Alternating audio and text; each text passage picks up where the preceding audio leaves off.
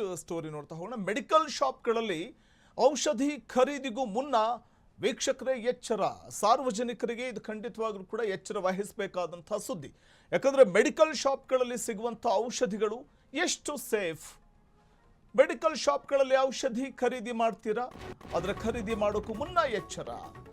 Medical ಶಾಪ್ಗಳಲ್ಲಿ ಸಿಗುವಂಥ ಔಷಧಿಗಳು ಎಷ್ಟು ಸೇಫ್? ಹೋಟೆಲ್ಗಳ ಮೇಲೆ ರೇಡ್ ಬೆನ್ನಲ್ಲೇ ಇದೀಗ ಔಷಧಿಗಳ ಸರದಿ.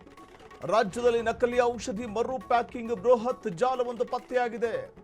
ದೊಡ್ಡೇರಿ ಬಳಿಯ ಸಿಕೆ ತಾಂಡ್ಯದಲ್ಲಿ ಬೃಹತ್ ಕಾರ್ಯಾಚರಣೆ ನಡೆಸಲಾಗಿದೆ. ಆಹಾರ ಸುರಕ್ಷತಾ ಮತ್ತು ಔಷಧಿ ಆಡಳಿತ ಇಲಾಖೆಯ ವತಿಯಿಂದ ನಡೆಸಲಾದಂತಹ ದಾಳಿ ಇದು.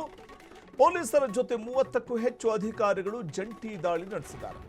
6 ಕೋಟಿ ರೂಪಾಯಿಗೂ ಹೆಚ್ಚು ಮೌಲ್ಯದ ವಸ್ತುಗಳನ್ನು ವಶಕ್ಕೆ ತೆಗೆದುಕೊಳ್ಳಲಾಗಿದೆ. ಲೈಸೆನ್ಸ್ ಇಲ್ಲದ ನಕಲಿ ಔಷಧಿ ದಂಧೆ ಇದು. ಡ್ರಗ್ಸ್ ವಿಂಗ್ ಭರ್ಜರಿ ದಾಳಿ ನಡೆಸಿದೆ. ಎಂಎನ್ಸಿ ಕಂಪನಿಗಳ ಹೆಸರಲ್ಲಿ ನಕಲಿ ಔಷಧಿ ಮಾರಾಟ ಜಾಲ ಪತ್ತೆಯಾಗಿದೆ. ಔಷಧಿಗಳನ್ನು ಮರು ಪ್ಯಾಕಿಂಗ್ ಮಾಡಿ ಪ್ರತಿಷ್ಠಿತ ಕಂಪನಿಯ ಲೇಬಲ್ ಹೆಸರಲ್ಲಿ ಮಾರಾಟ ಮಾಡಲಾಗ್ತಾ ಇತ್ತು. ಯಾವುದೇ ಮಾನ್ಯ ಔಷಧ ಪರವಾನಗಿ ಪಡೆಯದೆ ಔಷಧಗಳನ್ನು ಮರು ಪ್ಯಾಕಿಂಗ್ ಮಾಡಿ ಅಸಲಿ ಉತ್ಪನ್ನಗಳಂತೆ ಬಿಂಬಿಸಲಾಗ್ತಾ ಇತ್ತು. ಪರವಾನಗಿ ಇಲ್ಲದ ಘಟಕದಲ್ಲಿ ಭಾರೀ ಪ್ರಮಾಣದ ಔಷಧ ಸಂಗ್ರಹ ಪತ್ತೆಯಾಗಿದೆ.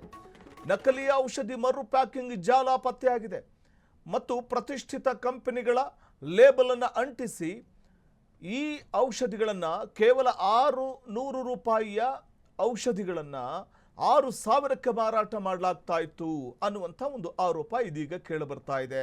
ಈ ಆರೋಪದ ಹಿನ್ನೆಲೆಯಲ್ಲಿಯೇ ದಾಳಿಯನ್ನು ನಡೆಸಿದಾಗ, ಡ್ರಗ್ಸ್ ವಿಂಗ್ ದಾಳಿ ನಡೆಸಿದಾಗ 6 ಕೋಟಿ ಮೌಲ್ಯದ ನಕಲಿ ಔಷಧಗಳು ಪತ್ತೆಯಾಗಿದೆ. ನಾಯಿಕೊಡೆಗಳಂತೆ ಇದು ಇನ್ನು ಎಲ್ಲೆಲ್ಲಿ ವ್ಯಾಪಿಸಿದೆ ಅನ್ನುವಂಥದ್ದು ಇನ್ನಷ್ಟೇ ಗೊತ್ತಾಗಬೇಕಾಗಿದೆ. ಡ್ರಗ್ ವಿಂಗ್ ಅಧಿಕಾರಿಗಳ ಭರ್ಜರಿ ದಾಳಿಯಲ್ಲಿ ಅಕ್ರಮ ದಂಧೆಯನ್ನ ನೋಡಿ ಸ್ವತಃ ಅಧಿಕಾರಿಗಳೇ ಶಾಕ್ ಆಗ್ತಾರೆ. 6 ಕೋಟಿಗೂ ಅಧಿಕ ಮೌಲ್ಯದ ಔಷಧಿಗಳು, ನಕಲಿ ಅಂತ ಶಂಕಿಸಲಾದ ಔಷಧಗಳು ಎಲ್ಲಿಂದ ಸರಬರಾಜಾಗ್ತಾ ಇದ್ವು? ಎಂಎನ್ಸಿ ಕಂಪನಿಗಳ ಹೆಸರು ದುರ್ಬಳಕೆ ಮಾಡಿಕೊಂಡು ಔಷಧಿ ಮಾರಾಟ ಆಗ್ತಿತ್ತು. ಔಷಧಗಳ ಮೂಲ ಪೂರೈಕೆ ಜಾಲ ಯಾವುದು? ದಂಧೆಯ ಹಿಂದೆ ಇರುವವರು ಯಾರು? ಪರವಾನಗಿ ಇಲ್ಲದ ಘಟಕದಲ್ಲಿ ಇಷ್ಟೊಂದು ಔಷಧ ಸಂಗ್ರಹ ಹೇಗೆ ಸಾಧ್ಯ? ಮೆಡಿಕಲ್ ಶಾಪ್ ಮೇಲೆ ಅಧಿಕಾರಿಗಳು ದಾಳಿ ನಡೆಸಿದಾಗ ಕಂಡು ಬಂದಂಥ ಔಷಧಗಳು ಎಲ್ಲವೂ ಕೂಡ ನಕಲಿ.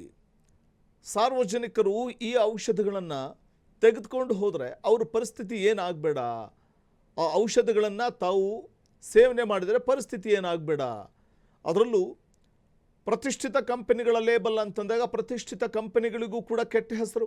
ಏನಾದರೂ ಹೆಚ್ಚು ಕಡಿಮೆ ಆದರೆ ಔಷಧಗಳನ್ನು ಸೇವಿಸಿದಂಥ ವ್ಯಕ್ತಿ ಜೀವ ಬಿಟ್ಟರೆ ಅದು ಪ್ರತಿಷ್ಠಿತ ಕಂಪನಿಗಳಿಗೂ ಕೂಡ ದೊಡ್ಡ ಮಟ್ಟದಲ್ಲಿ ಬ್ಲಾಕ್ ಮಾರ್ಕ್ ಅಲ್ವೇ, ಕಪ್ಪು ಚುಕ್ಕೆ ಅಲ್ವೇ?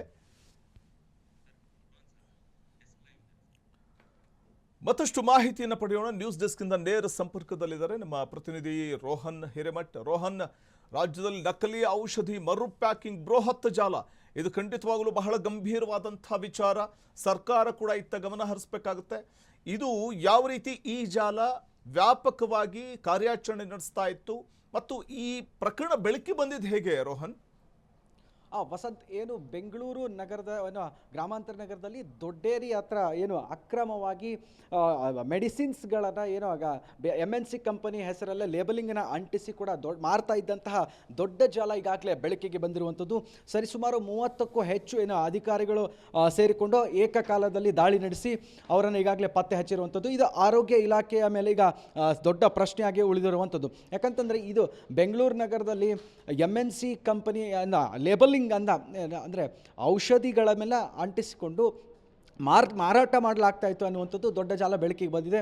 ಇನ್ನು ಅಧಿಕಾರಿಗಳು ಕೂಡ ದಾಳಿ ಸಂಪೂರ್ಣ ತನಿಖೆಯನ್ನು ನಡೆಸ್ತಾ ಇದ್ದಾರೆ. ಇನ್ನು ಸಾರ್ವಜನಿಕ ವಲಯದಲ್ಲೂ ಕೂಡ ತೀವ್ರ ಆಕ್ರೋಶ ಕೂಡ ವ್ಯಕ್ತವಾಗ್ತಾ ಇದೆ. ಯಾಕಂತಂದರೆ ಸಾರ್ವಜನಿಕರ ಜೀವನದ ಮೇಲೆ ಈ ರೀತಿಯಾಗಿ ಒಂದು ವ್ಯವಹಾರವನ್ನು ಮಾಡ್ತಾರೆ ಅಂತಂದರೆ, ಇದು ಅಕ್ರಮವಾಗಿ ಮೆಡಿಸಿನ್ಸ್ಗಳನ್ನು ಮಾಡ್ತಾರೆ ಅಂತ ನಿಜಕ್ಕೂ ಕೂಡ ದೊಡ್ಡ ದುರಂತ. ಹೀಗಾಗಿ ಇವತ್ತು ಬೆಳಗ್ಗೆ ಅಧಿಕಾರಿಗಳು ಸೇರಿಕೊಂಡು ಇವ್ರನ್ನೆಲ್ಲರನ್ನು ಕೂಡ ಈಗಾಗಲೇ ಜಪ್ತಿಯನ್ನು ಮಾಡಿದ್ದಾರೆ. ಇನ್ನು ಎಷ್ಟು ದೊಡ್ಡ ಮಟ್ಟದ ದಂಧೆ ಇತ್ತು ಅಥವಾ ಇವನ್ನೆಲ್ಲವನ್ನು ಈಗಾಗಲೇ ತನಿಖೆಯನ್ನು ಈಗಾಗಲೇ ಚುರುಕುಗೊಳಿಸಿದ್ದಾರೆ ಅಂತ ಹೇಳ್ಬೋದು ವಸಂತ್. ರೋಹನ್, ಈಗ ಈ ಒಂದು ದಂಧೆಯ ಕಿಂಗ್ ಪಿನ್ ಅಥವಾ ಪ್ರಮುಖ ರೂವಾರಿ ಚೇತನ್ ಅನ್ನುವಂಥ ಮಾಹಿತಿ ಮೇಲ್ನೋಟಕ್ಕೆ ಲಭ್ಯವಾಗ್ತಾ ಇರುವಂಥದ್ದು. ಆತ ಯಾರು, ಆತನ ಹಿನ್ನೆಲೆ ಏನು, ಆತನ ಬಂಧಿಸಲಾಗಿದೆಯಾ ಹೇಗೆ ಅಂತ ಆ ಬಗ್ಗೆ ಏನಾದರೂ ಅಪ್ಡೇಟ್ಸ್ ಮಾಹಿತಿ ಇದೆಯಾ? ಆ ಚೇತನ್ ಎಂಬ ವ್ಯಕ್ತಿ ಏನಿದಾನ, ಈ ವ್ಯಕ್ತಿ ಇದಕ್ಕೆ ಒಂದು ಕಿಂಗ್ ಪಿನ್, ಇದಕ್ಕೆ ರೂವಾರಿ ಅಂತಲೇ ಹೇಳ್ಬೋದು. ಔಷಧಿ ಏನು ಲೇಬಲಿಂಗ್ ಅಂಟಿಸ್ಕೊಂಡು ಒಂದು ನಕಲಿ ಔಷಧಿಗಳನ್ನು ಮಾರಾಟ ಮಾಡ್ತದಲ್ಲ, ಇದೇ ಇವನೇ ಮೇನ್ ಕಿಂಗ್ ಪಿನ್. ಇವನನ್ನು ಕೂಡ ಈಗಾಗಲೇ ಅಧಿಕಾರಿಗಳು ಏನು ವಶಕ್ಕೆ ಪಡೆದುಕೊಂಡಿದ್ದಾರೆ. ವಶಕ್ಕೆ ಪಡೆದುಕೊಂಡು ತನಿಖೆಯನ್ನು ಕೂಡ ಈಗಾಗಲೇ ಮುಂದುವರಿಸಿದ್ದಾರೆ. ಈ ಹಿಂದೆ ಇದ್ದ ಯಾರಿದ್ದಾರೆ, ಇದಕ್ಕೆ ಮೆಡಿಕಲ್ ಅಧಿಕಾರಿಗಳು ಯಾರಾದರೂ ಸಹಕಾರ ಕೊಟ್ಟಿದ್ರಾ, ಅಥವಾ ಏನಾದರೂ ಏನು ಮೆಡಿಕಲ್ ಹೆಲ್ತ್ ಡಿಪಾರ್ಟ್ಮೆಂಟ್ ಏನಾದರೂ ಇವರಿಗೆ ಸಾಥ್ ಕೊಟ್ಟಿತ್ತ ಅನ್ನುವಂಥದ್ದು ತನಿಖೆ ಮುಖಾಂತರ ಕೆಲವೊಂದಿಷ್ಟು ಸತ್ಯಾಂಶ ಕೂಡ ಆಚೆ ಬರಬೇಕಾಗುತ್ತೆ. ಯಾಕಂತಂದರೆ ಈ ಸದ್ಯಕ್ಕೆ ಈತನನ್ನು ಮಾತ್ರ ಬಂಧಿಸಿರುವಂಥದ್ದು. ಇವನು ಹಿಂದಿರೋ ಯಾರು ಅನ್ನುವಂಥದ್ದು ಇನ್ವೆಸ್ಟಿಗೇಷನ್ ಬಳಿಕ ಕೂಡ ಕೆಲವೊಂದಿಷ್ಟು ಸತ್ಯಾಂಶ ಕೂಡ ಆಚೆ ಬರುತ್ತಂತಲೇ ಹೇಳ್ಬೋದು. ವಸಂತ್, ಧನ್ಯವಾದ ರೋಹನ್. ತಮ್ಮ